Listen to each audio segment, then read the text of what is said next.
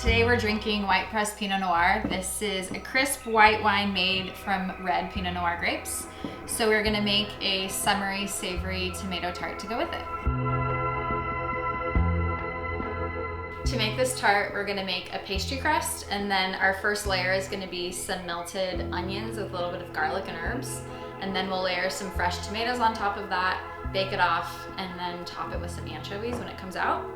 So the first thing we're gonna do is sweat our onions because we want those to be fully cooked and then cooled down before we start building the tart. I'm gonna throw a tablespoon of butter in a pan here and get that warming up, and then we'll add all this onion. And probably also a tablespoon of olive oil too. And then some salt. These will get really sweet when they cook down, so you wanna make sure they're nicely seasoned. And then we'll throw in a few sprigs of thyme. So we'll let these sweat and soften a little bit and add a few sliced cloves of garlic and some oregano. And now we'll just let this cook down on low, not really taking on any color, but just melting and softening up. To make our galette, we are gonna combine 2 cups of all-purpose flour, a 1/4 teaspoon of salt, and this recipe you can also use for a sweet galette. You would just, if you want to, you could add like a teaspoon of sugar here. And then we have 12 tablespoons of butter. You want to use good quality butter for this, and this should be really chilled. You want everything to stay as cold as possible. This recipe also gives enough for 2 galettes, so you could do like 2 tomato tarts, a peach tart, a plum tart. So now I'm just cutting this butter into the flour. You can use a pastry cutter for this. You can use a Cuisinart, but I'm just gonna use my hands. So I'm just sort of pinching these buttered cubes, and we're breaking it down until you get pea-sized portions. This will take a little while. It's a good 4-arm workout. So much fun. Okay, I can smell our onions. They smell really sweet. So let's check in on those. We don't want them to get too much color. Ooh, these look so good. Check one. There's still like a tiny bit of crunch, so I'll let it go for maybe 5 more minutes. But then we'll lay them out onto a sheet tray to cool off. Okay, this is looking pretty good. You can shake it and the bigger bits will come to the top. So I'll go a little further, but we're gonna add a teaspoon of apple cider vinegar, and then we'll start with 5 tablespoons of water and see how it feels. You kind of wanna use the least amount of liquid as possible to make a flaky crust. We don't want it to be chewy.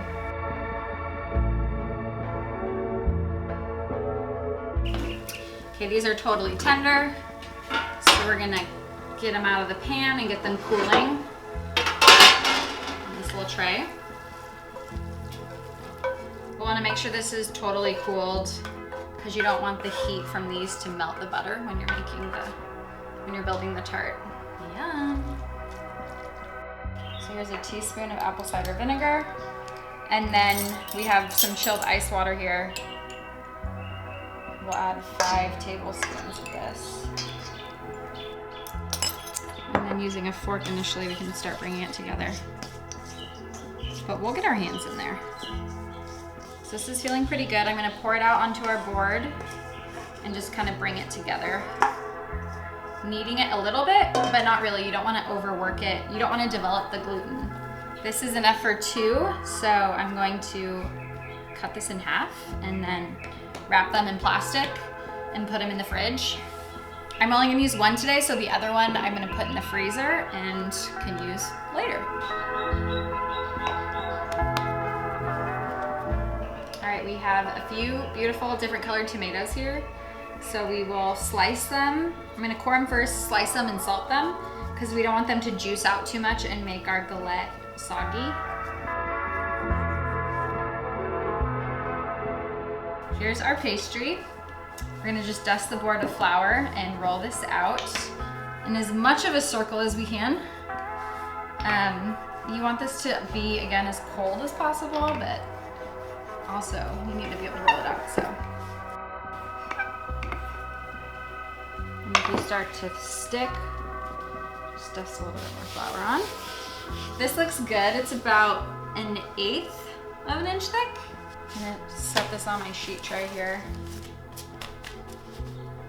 I'm gonna sprinkle a little flour here to absorb any excess liquid from the onions. The onions are totally cool, so we'll throw those in here. And we wanna make sure we leave a border to fold our pastry over on the edge.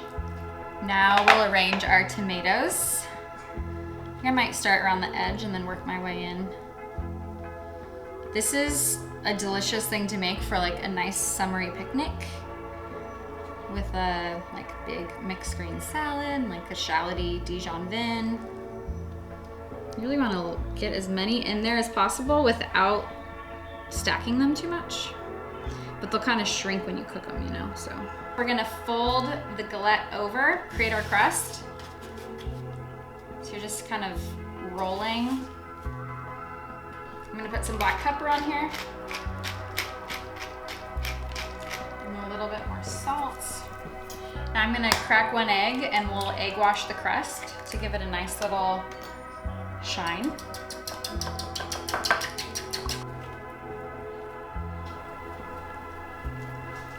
That's cool. This looks lovely. I'm gonna throw it in the freezer for maybe 10 minutes or so the butter can tighten up again.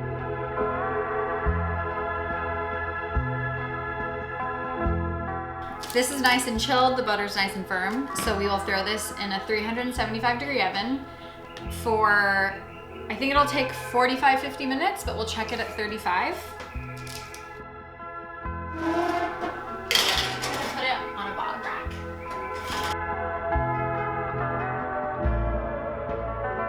It's been 35 minutes. Let's check in and see how we're doing. Ooh, it looks beautiful. I think I'm gonna let it go for another 15. We really wanna make sure it gets fully cooked because there's a lot of juicy toppings on there, so we wanna make sure the bottom can crisp up. All right. Oh yeah, it smells so good in here. We can take a little peek. I'm gonna say it's done. Yeah. Yum. Okay, I'm gonna let this cool a little bit on here and then slide it over onto a rack so that way we make sure the bottom crust doesn't steam and so it'll crisp up. So now I'm gonna try to delicately slide this off of here without cracking it. Let's see. A little stressful. Cool. We'll let this chill for like 10 minutes. I'm gonna pick some herbs to put on top. I have parsley here, basil, some dill. All right, I'm gonna transfer this to a board that we'll cut it on.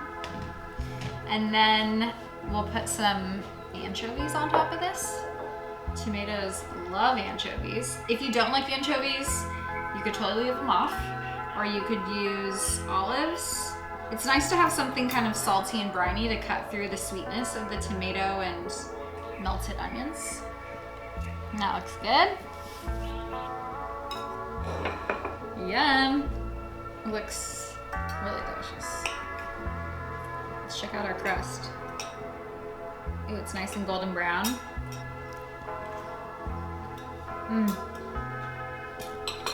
It's everywhere. Sweet, salty, crunchy. The onions are like succulent. Fresh herbs. It's got it all going on.